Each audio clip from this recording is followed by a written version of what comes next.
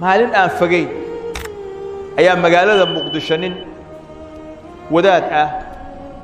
oo ganacsada ah ayaa wuxuu yiri magaaladan anoo yar baan soo galay Muqdisho anoo dhalinyarahana guursaday wax la'aana waan ahaa cunugii saddexaad markii uu dhalanayay inuu yiri cunugii saddexaad iyo inuu yiri kii labaad shaki baa iga jira laakiin kii koobaad ma aha ama kii labaad ha ahaado ama kii saddexaad markii uu dhalanayay laba habeen anagoo dub jirnay oo wuxuu yiri dub jiriye ah waxaan soo qaadana waayay ayaa waxa weeyaan ayuu foosho ku timid buu yiri hooyadii saasoo ku dhashay subaxdii baan orday buu yiri magaaladan aad nin adeerkay ah oo wax haysta ayaan u sheegay laba habeen inaad dub jirnay gabadhiina xala ay u mushay wax aan haynan aan la wuxuu yiri wax ima siinin hadal aad iyo aad aan uga naxay oo qalbigayga dhaawac gaarsiina waa igu yiri waa ka soo tagay meel aan u dhaqaaqo iyo qof aan wax weydiiyo anoo aan garanahayn ayaa wadada sayidka ka soo degta ayaan saa ula soo degay wiil murugo i dhamaysay masaajid meeshaas ku yaala ayaan ku leexday wiil salaadii duhur baa la gaaray masjidkii baan galay waxaan xasuustay buu yiri qowl Allah azza wa jal wa idha sa'alaka ibadi anni fa inni qarib ujibu da'wata ad-da'i idha da'an day ka weydiiyaan nabiyullaahi muhammad oo adoomadaydu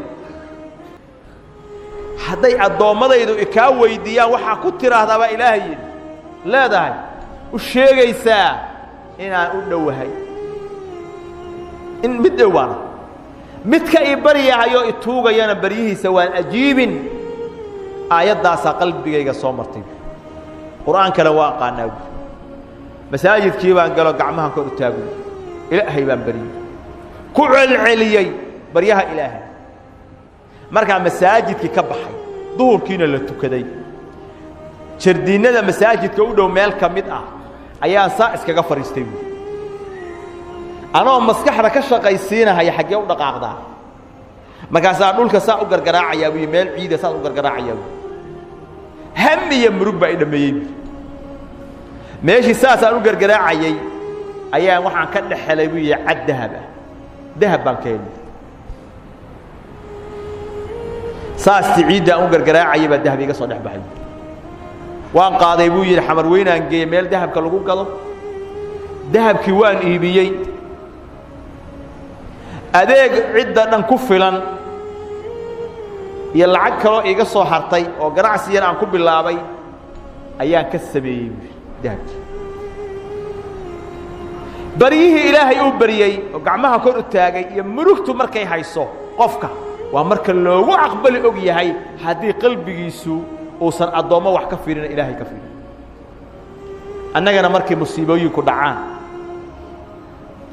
oo xaalad adag ay timaado ilaahay khaliqa ahaa oo ar-razaaq magaciisu ahaa maba milicsanaba waxaan milicsanaynaa markiiba adduun weynuha naga soo gaar hay-aduha naga soo gaarin